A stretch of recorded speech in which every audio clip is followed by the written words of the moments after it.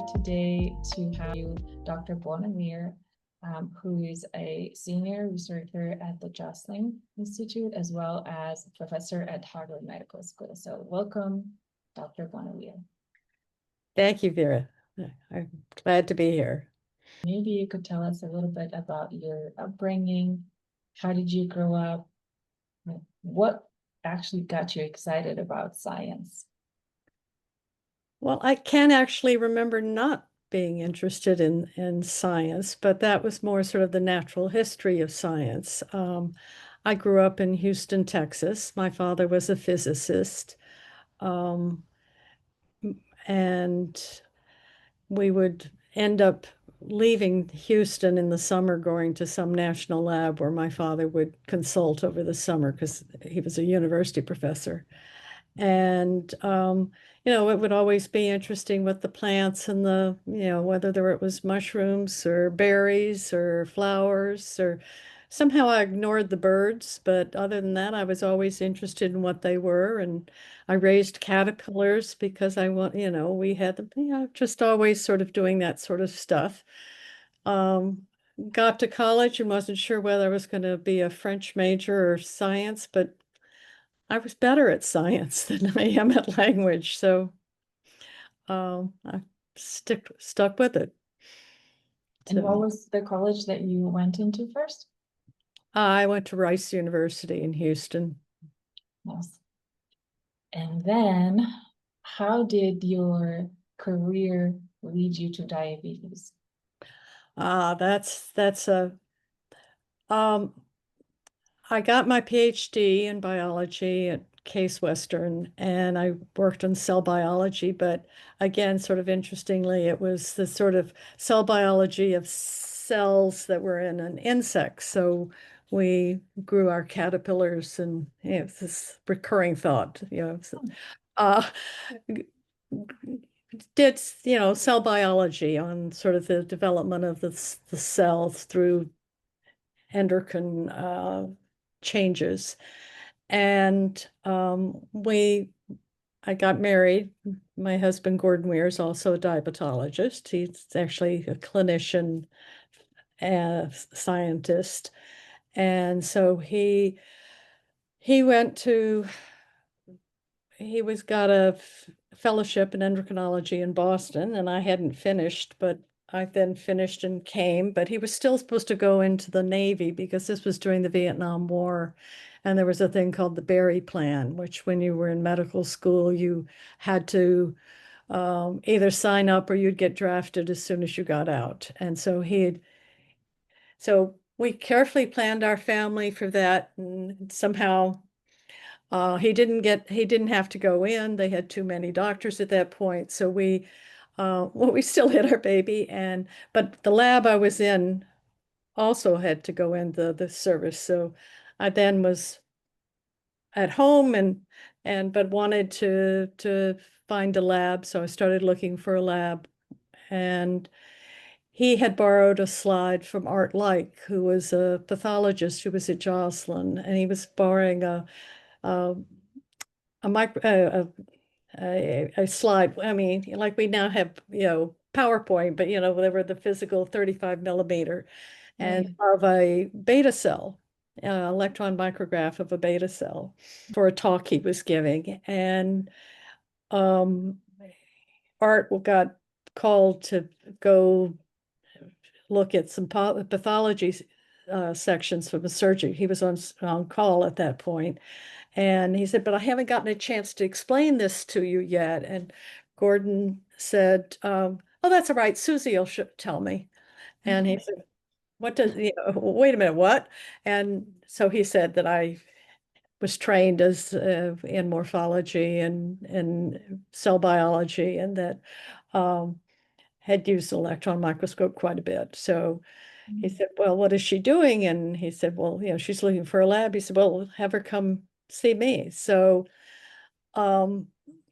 quite amazingly, he took me on as a half-time postdoc in 1972, because we had at that point a year-old child. And I still can't believe he did it. he said that he said it was worth it. And so that's how I got into diabetes. And we were at that point, Gordon was at Mass General, I was at the Joslin, and we were sort of the grapevine between the two institutions. And yeah, it's sort of, we then moved to Richmond to the Medical College of Virginia, and there were no competing institutions. So we sort of decided we had to work together. And it actually ended up being really fantastic because he was a physician interested in the physiology. I was interested in the cell biology and the growth and things of that. And the two of us could work together. Um, and at that point, it was pre-Zoom, you know, you had to use the phone or I guess there were fax machines, but it was hard to collaborate long distance. And Mhm. so there were not many places in the world looking at diabetes that had those two approaches coming together. So we were able to do a lot of things and make sort of contributions that because of that synergy of the two. So, That's amazing. And it is impressive that from what I've heard back in the day, it was not very easy for women to be in science, and especially because you had a little baby and that somebody gave you this chance. But to mention like a little comment, a side comment, is that I feel like moms actually find a way to be way more efficient when they have the babies compared to before, and we don't know what we used to do with our time back in the day. So I'm glad that that's well, the story. that actually Art had said that, well, you get more done in your couple of days here than most other people do because you plan ahead what you have to do in that limited time. Yeah, exactly. So what would be maybe the first breakthrough that you would consider in your career that is worth mentioning? So you sort of starting this collaboration, you're getting into this field, and then what happened? Well, I think one of my main contributions actually was actually not so much working with Gordon, but working with a lot of other people. I was interested in the growth of the islets and the beta cells, which at that point was ignored. I Right. mean, and one of the main uh, premises was that you were born with all the beta cells you'd ever have, so take care of them. Yeah. Mhm. And that didn't make a lot of sense to me. And with various of our models that we sort of developed, it was obvious that there was growth. And so I really focused on that and that the beta cell mass mattered and that it did change with there could be compensatory growth, not just the normal growth, but there'd be compensatory if you have high fat diet, obesity or something, you would have as long as the person or animal was not diabetic, they would have to have more beta cells. Mhm. And so I ended up sort of working out how to measure beta cell mass at that point and ended up collaborating with all sorts of people because nobody else even was thinking about beta cell mass at that point. So I think, everybody now sort of assumes that yes, beta cell mass can increase and does increase in a compensatory way. Right. But that was not sort of thought of at that point. So I think that was one of the main things I did. And that was a whole series of different papers with different people. People were starting to make transgenic mice or have other models. And so then it was, well, wait a minute, is this because there's something different about the beta cells, or is this something because you either have too much or too little beta cell mass? That's right. Yeah. So when you were on this journey, if you were to think about the main challenges that you faced, maybe at the early stage of your career, and how did you sort of try to overcome those compared to then the challenges after you've got your first sort of discovery, the big breakthrough, what was the difference in those? Well, I think that early on, it was not, and again, this is back 70s and 80s. Um, there were a lot of there were a lot of men in the field who basically didn't take me seriously and didn't think I had anything to, contribute. I think that was the main challenge. And it was a matter of just sort of time and just keep moving forward. Yeah, try not to get distracted for that. So Right. yeah, makes sense. And then what would be so that's the early years, right? And then once you made that discovery and you started Well, establishing, that was sort of over time because there oh, were a number of, it wasn't just one paper. It was sort of with a number of papers sort of convinced the field that beta cell mass mattered. mhm. And along those lines, then what would be perhaps the several main points that you made with those papers that you consider the most important in your career overall? Well, as I said, there were several different papers that we had, both the models that we generated and transgenic models that other people had, in which it showed that there were the function did that the beta cell mass was related to the whether the animal became diabetic or not. The function followed. If you didn't have enough beta cells, you were more likely to become diabetic. And that got into the whole concept of glucose toxicity that I think we were some of the first people who really were putting that out. Um,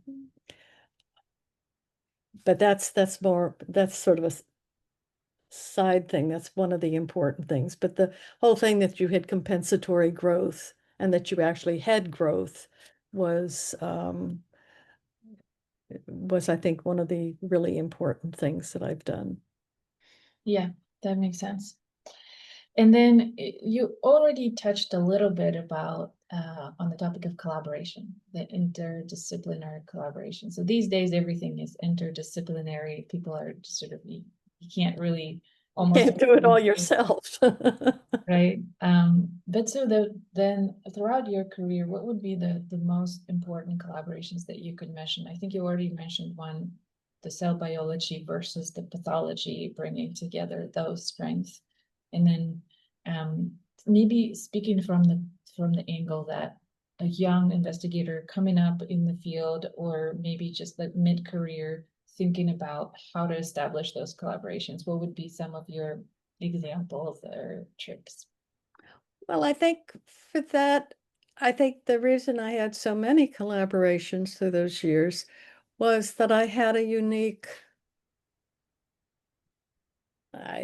technique, approach, Mhm. whatever you want to say with that, I did measure beta cell mass, and that was no one else was doing it at that point. I mean, as I said, people hadn't really been thinking that that was important.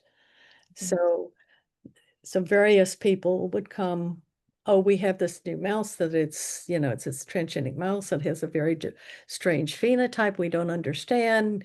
You know, can you look at it? And so I would, you know, we'd get pancreas and we'd look at the sections and I'd sort of say, oh, okay, hey, look, because not only there were different patterns that I could see, depending on whether it was that there was growth later or early, just how the islets were organized. There seemed Yes. to be patterns. And so, that was sort of a major So it was mainly having something that was a unique approach, a unique technique that was useful for others. That's basically, I think, what's all sorts of collaborations stemmed from that. That's amazing. That's really nice. And then maybe if you think about the sort of the next steps in the field of diabetes, perhaps what would be the most interesting discoveries that you can think about these days, and what would be in the next 5, next 10 years, what directions do you see in the field of diabetes as most promising? Well, I think one of the really exciting things is making new beta cells. And I think the whole thing from either stem cells or iPS is really fascinating. And we're not really there yet. I mean, yes, we get we get cells that can become true beta cells once they're transplanted. But I don't think anybody's really gotten a true beta cell in vitro yet. And they have all the other cells too at that point. And I think there's some people who sort of try and push that aside. Oh no, I'm not worried about the fact that I only have 30 or 40% of beta-like cells. I mean, well, what are the other 60%? You know, that's so I think that's a field that will need more work. On the other side, I I'm encouraged that there's more and more research looking at endogenous growth of new beta cells, because that's something I've sort of championed for a long time. And there are, more labs now that are, finding, evidence, whether it's in a rodent model or in human, that there are cells that have that potential. And how do we manipulate them safely to have the endogenous? Of course, that wouldn't help in type 1 because you still have the autoimmunity. So so the immunologists have to do something too. But I think that's an area I think that is ready to be sort of opened up much further. Yeah, thank you for that. And wrapping up our conversation, I wonder if you could talk a little bit more about your life work balance, or some people don't like the word balance, but integration, because you did mention that you had a kid, and you also collaborated with your spouse, which is a unique Yeah, perspective. I had a unique way, I mean, because of doing that. Well, for one thing, and we have two daughters. And I think one of the things is when they were little, I continued working only part-time. Mhm. So, and, increased it as they got older. Mhm. Um, our, and when we moved to Boston, the girls were in elementary school and Gordon was the medical director, but we we had a joint lab, and so I would have to fill him in on what happened in the lab, or what, questions, because he was just flat out downstairs with the clinic. And our girls sort of um, learned a lot about the beta cell at dinner. Makes sense. And and I think it was because we both were interested in the, you know, I think we've always had seen that diabetes was a simple thing to cure if you had enough beta cells. And we still think, you know, it will be done in our lifetime. Yeah. Well, thank you so much for this conversation. It is very inspiring, and it's been an honor to talk to you. Um, Well, thank you. And thank you for doing all this. I think it's important for the field.